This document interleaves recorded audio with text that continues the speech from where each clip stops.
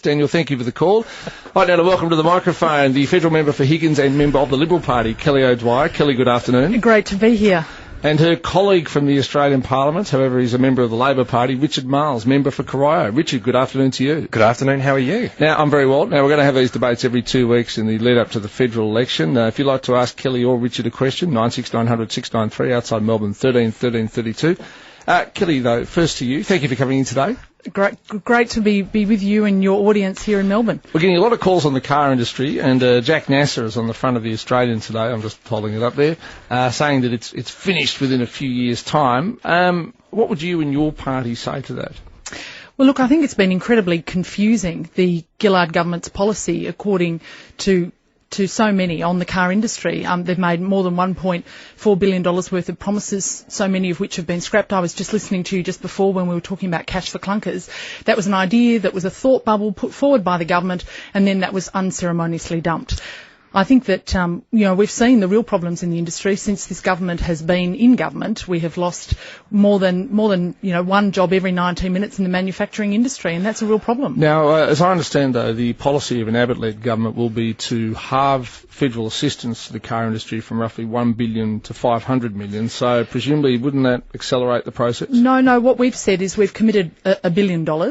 We've been very clear on that up to 2015. A number of people have tried to sort of suggest that, we're making further changes to that. That's a commitment that we gave before the last election. It's a commitment that we will honour. But we think that the current government, in the way that they've been making, handouts to car industries, without any promises, with guarantees for jobs, we think that has not worked. The Gillard government has made, promises that are up to more than $249 million. And we've seen a huge number of job losses at both Holden and Ford. And we think that that's not a responsible, obviously, use of the money. Richard Marles, you're the federal member for Corio. Obviously, that's part of Geelong, and Geelong will be severely affected if Ford shuts down there. Absolutely. Your reaction to what Jack Nasser had to say about the car industry? Well, I think the car industry has been going through a very difficult time, as manufacturing has been generally, and one of the issues is that you can't have these conversations without acknowledging the fact that there has been a global economic crisis, and the whole world is doing it in a tough way. It's not right to say that what we've done is provided support in exchange for jobs per se. What we've done is we've provided support in exchange for commitments of investment by the car companies themselves, and they've done that because we think actually having them here in the country is the best guarantee that they will maintain jobs going into the future. And that's why you do actually see all the car companies committing to a future in Australia. But one thing is really clear, Tom, and that is that the Coalition have much less money on the table in terms of supporting the car industry than we do. And if they get elected, the car industry is dead. And if the car industry is dead, then Australian manufacturing is down for the count. Can I put it to both of you, though? I spoke to a former trade ambassador to Australia earlier on in the program, and he said that, for example, one of the things by propping up the car industry, he compared Australia to New Zealand, whereby you can buy cars a lot more cheaply in New Zealand, and so if you're someone on a low income, you can actually buy a better car for what money you have than you can in Australia, because we try and keep the prices of cars high. Is it not possible that maybe we forget about supporting the car industry and just allow people to import cars and allow the cost to go down? Well, firstly, the tariffs are pretty low in relation to cars already. So the cost of imported cars now compared to 20 years ago is dramatically different. It is much cheaper. But the other point here is, and it's a good question, why does the car industry matter so much? The answer to that is it's the highest tech manufacturing that we do in this country today. It's the most complex manufacturing that we do in Australia today. But to be honest, if you say a Holden Commodore is the most complicated thing that we're possibly able to come up with, isn't that a bit of a slight on Australians? Well, it's not, because if you go inside a modern car plant today, you'll see that these are extremely high-tech places. And if we let that go, it's not just about the jobs in the car companies themselves, it's about the manufacturing capability that we let go from this country. And that's why we've got to keep it, because it's not just the car companies, it's not just the auto parts companies that supply to them. It's the manufacturing capacity that you get with them, which is going to support us developing a manufacturing manufacturing industry of the future, which is a high-tech industry. Kelly O'Dwyer, just quickly, we're going to go to news headlines, but I mean, do you, in your heart of hearts, believe that we have a future, or is it just that no one wants to quite be the people in charge when the car industry pulls up stumps and heads back offshore? Well, we certainly think there is a future, and we would agree that we need a strong manufacturing sector. But I suppose just to pick up on a point that was made by Richard before, we do have effectively a reverse tariff that's in place now. It's been put in place by the government, and it's the carbon tax. They're spending, now costing the car industry more than $460 million in increased costs. He talked about, let's not forget we had a global financial crisis. Well, let's also talk about the fact that this government, in that environment, has actually lumped the car industry with a carbon tax, which actually costs more to manufacture and produce cars in this country. But none of the car companies are citing that as the issue. Oh, well, that is true. Now, we better go to news headlines. It's 28 to 5. If you'd like to ask Richard or Kelly or both of them a question, get in the queue now, 96900 693. First up, Heidi Murphy. Good afternoon, Heidi. Tom, good afternoon to you. A police officer has been charged and suspended without pay following an incident involving Bandido's bikie gang members at Echuca last weekend. The officer's been charged with criminal damage and will appear in court in July. A defiant James Hird says he's not going anywhere after a suggestion from AFL boss Andrew Demetriou that he consider standing aside while investigations into Essendon's supplement use run their course. The Bombers will be trying to put the week's controversy to one side when they take to the field against Fremantle tonight. Word from the state government about the teachers' pay talks. They're very close to a deal, but no clue if it will be today. As hoped, the two sides have been in intensive negotiations for 2 weeks to try to end their standoff. Indonesian authorities have launched a search mission for an asylum seeker boat which has apparently sunk on its way to Australia. And the Premier has declared he loves wind turbines but won't be making any changes to the government's restrictions on where they can be built. A little more sport. Melbourne coach Mark Neild says the embattled team is doing everything they can to turn around their horror start to the season.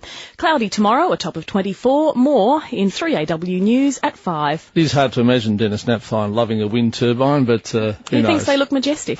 Maybe they Who do. doesn't? Thank you, Heidi. We'll go to a break after the break. Your calls for Kelly O'Dwyer and Richard Marles, the second of our regular political debates, 96900 693. Back in a moment. 3AW Traffic for Tyre Power, giving you the power to save during their big April catalogue sale. In Cranbourne North, there's been a multi-vehicle smash on the South Gippsland Highway driving towards Melbourne. Traffic's down to one lane. It's just outside the Lyndhurst High School. Also another accident being cleared on St Kilda Road inbound around High Street. Doesn't seem to be causing big delays though. The Ring Road Grange bound really compact around the Western Highway. Then it loosens until you pull up again and murderously slow at times from the Craigieburn Bypass Street to High Street. Back the other way from Keilor Park Drive to Furlong Road. Hard work too outbound on the Westgate Freeway down the bridge onto the Princess Freeway to Doherty's Road. Heading in very busy before the Baldy Bridge, which means the inbound lanes of the Tullamarine Freeway are suffering now from Darnan Road. If you're driving out, mostly heavy between Brunswick and the Western Ring Roads. Also the Eastern Freeway building up pretty quickly as you head past Bulleen Road at Sassafras. There's a planned burn-off underway on the Mountain Highway, closes both ways at Mount Inong Tourist Road, and it also works on the Maroondah Highway both ways at the Black Spur. The Monash Freeway now very thick between Toorak and Warragul Roads, building again outbound after Eastlink. And Narre Warren, there is a breakdown causing some problems on the Princess Highway. Getting onto the Princess Freeway, the left lane is closed. And in Bulla, you'll still find Sunbury Road closed to traffic in both directions after an earlier serious smash just near the tip. And that's 3AW Traffic. Telstra delivers for small business where other networks don't. Get the Windows Phone 8X by HTC on the network without equal. Visit a Telstra Business Centre or telstra.com/windows. I'm Caroline Ferguson. 21 to 5, Kelly O'Dwyer from the Liberal Party and Richard Marles from the Labor Party are here in the studio with me, and we'll go to some calls. Ray, good afternoon to you. Good afternoon, Tom. Thanks for taking my call. Pleasure. My question is, Australia has a product that they want to that is bought in Australia, taken to China, incurs a relocation tax of 50%. If we did that with the Great Wall utes, say an average price of $24,000 plus 50% makes it $36,000. What lunatic would buy a Great Wall compared to a Holden ute? Well, Ray, the only thing is a Great Wall ute only costs about $20,000, so I'll just hold that question over, but thank you very much for the call. Peter, good afternoon. Yeah, good afternoon, Tom and your gents. What I want to talk about is, should we fund politicians' retirement if they leave in disgrace? So I'm talking about the incident where Ted Baillieu had to step down as Premier. Okay, Peter, well, here we say, I don't know if Ted Baillieu left in disgrace, but it's a good question. should the public have to fund politicians' retirement? In particular, for the most of us to get access to our super, you've actually got to be like at least 55 and retire. But if you're a politician, you could retire age 40 and get it straight away. Kelly, not anymore. Well, not, yeah, I was going to say not, We're a Unity ticket here. not anymore. Look, Richard and I are both on the new scheme, as we should be, and that is, we get paid the same sort of retirement benefits that everybody else does. We can't access it any earlier than anybody else, but under the old defined benefit scheme, politicians who came in sort of 10, 20 years ago are on a much healthier retirement. Does that cause friction between the older and younger people in Parliament? Richard? Silence. Of course not. No. No, but I mean, because the recent changes to the superannuation tax are aimed at the sort of so-called super rich people with $2 million in their portfolio. But it was assessed that, with the Prime Minister to stand down today, I think she'd get $180,000 a year, so she would be in the super rich category. So, but again, I'll repeat the question: for you younger politicians who don't get as much, do you sometimes feel like, gee, why us and not them? Well, look, I think around any workplace cooler, people tend to talk about what wages and conditions they're on. But do you have one of those in federal parliament? Do you have a water there cooler? There are a few water coolers around the place. But look, I don't think politicians don't spend their time feeling sorry for themselves. They really don't. We're very lucky to be doing the jobs that we're doing. Our job is to be focusing on what everyone else is getting paid and see how we can increase that. And I'm sure Kelly would agree with that. Yeah, I do. I think that's a fair statement. And so really, it isn't something which occupies a lot of our thoughts. Oh, good. Well, we'll cut politicians' pay then, and seeing as we're all just doing it for the good of the people. Anthony, good afternoon. Hey, how you going, Tom? Good, thank you. I just wanted to ask a question to the member for Corio. Yes, Richard. I'm sorry, I didn't get the gentleman's name. Richard. Richard, g'day, mate. How you going? Good. How are you? Mate, I just want to ask one question, and it's very simple. Our deficit's approaching $300 billion. And subsequently, I want to know why people have been saying across the airways and everything like that it might explode by an extra 80%. Well, I think, Anthony, you mean our gross debt level, but Richard, it is a good question. I mean, Wayne Swan was in the news yesterday saying we could have 4 more years of government deficits because of weak global markets. Well, firstly, there are weak global markets. There has been a global economic crisis. The US share market hit a record high last night. Yeah, okay. There's been a global economic crisis, and the attempt for people to try and deny that it flies in the face, I think, of all common sense and just the facts of what's occurred. But if you want to look at facts, the simple fact is this: we have the lowest public debt in the OECD. I mean, that's what we've got. We've come through the global economic crisis. It's going up quite quickly, though. But it is small compared to every other OECD country out there. So when you look around the world and you look at the health of economies, in fact, the standout fact that we have is that our public debt is just about the lowest in the world. Now, to give credit where it's due, there's no doubt that the former Howard government made a contribution to that in terms of what it did in the management of the economy. But it's also right to say that we needed to put the stimulus packages in place to see us succeed during the global economic crisis, and the opposition voted against every one of them. The opposition didn't vote against every one of them. We supported the first stimulus package, but we said the second stimulus package was far in excess of what needed to be done. And just in response to the point that you made about, the global financial crisis, I mean, Wayne Swan, as Treasurer, said at the time that we were going to return to surplus. He actually guaranteed it.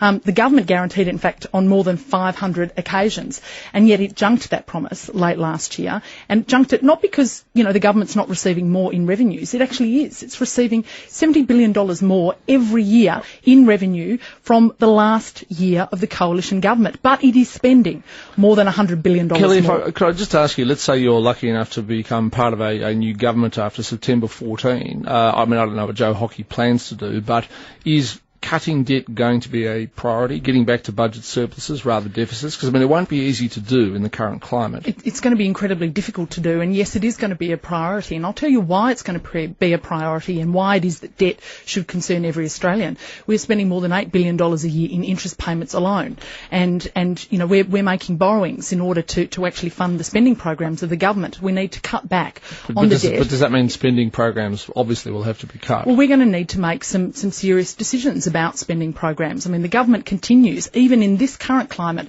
to make more spending announcements, and yet it won't tell anybody how it is that they're going to pay for it. And the fact is, it will pay for it by either borrowing more money or increasing taxes, which it's already done on more than 27 occasions. We'll take one more call. Jeff, you're the lucky last. Thanks, Tom. I just want to know, Richard, how can you say things are tough when the share markets at level are record high and iron ore prices are at fairly decent amounts as well? Well, iron ore prices actually have been not as good as people had hoped during the last 12 months. There is hope that iron ore prices return to a better position, but you can't say that iron ore prices have been particularly good over the last 12 months, and that is part of why we're seeing much less revenues coming into the federal government than was assessed at the time of the last budget, and that's the right point to be making. But do you accept that? If Wayne Swan, who knows if he'll have formal budgets, but if he keeps going into deficit, eventually there's got to be a point where you say, well, enough is enough. Well, let's take a step back here. We spent money during the global economic crisis to keep this country going and to support hundreds of thousands of jobs which, if you took out of the equation, would see people, families, not having an income today. Now, yes, the coalition supported the first stimulus package, but the second, which was the critical component of it, they voted against it. They voted against those jobs. Yes. Now, since then, we've also seen the biggest period of fiscal consolidation. That's actually saving money that this country has seen. It's one of the untold stories of this government. It is one of the untold stories of this government. We've actually gone through the budget and made cuts that the Howard government never made. All right, to the two of you, we have run out of time, but I appreciate your presence in the studio, and I will look forward to doing it again in a fortnight. Kelly O'Dwyer, good to see you. Great to see you Richard too. Miles, good to see you Thanks, too. Tom. Thanks, all right.